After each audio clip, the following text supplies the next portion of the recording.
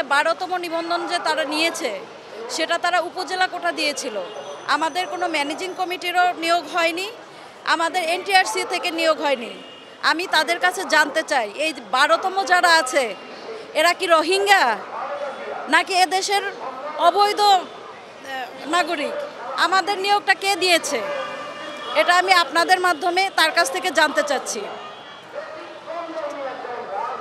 নূরে আলম সিদ্দিকী মন্ত্রণালয়ে এসে শিক্ষা সচিবকে বুঝিয়েছে যে রায় আমাদের বিপক্ষে। আমি জানতে চাচ্ছি যারা সচিব মহোদয়ের কাছে, উনি যে বললেন যে রায় আমাদের বিপক্ষে, এই কথার সপক্ষে উনি কি কোনো এভিডেন্স দিয়েছেন?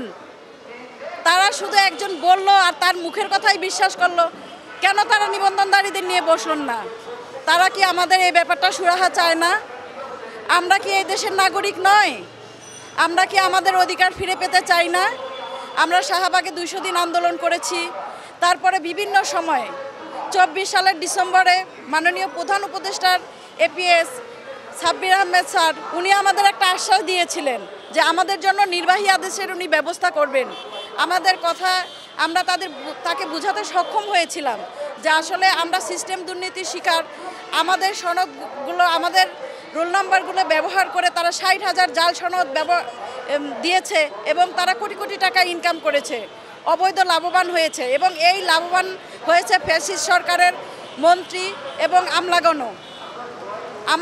তাহলে আমাদের নিয়োগ দিতে বাধা কোথায়? আমরা আমাদের নিয়োগ চাই, আমরা বৈধ সনদধারী, আমরা আমাদের নিয়োগ চাই।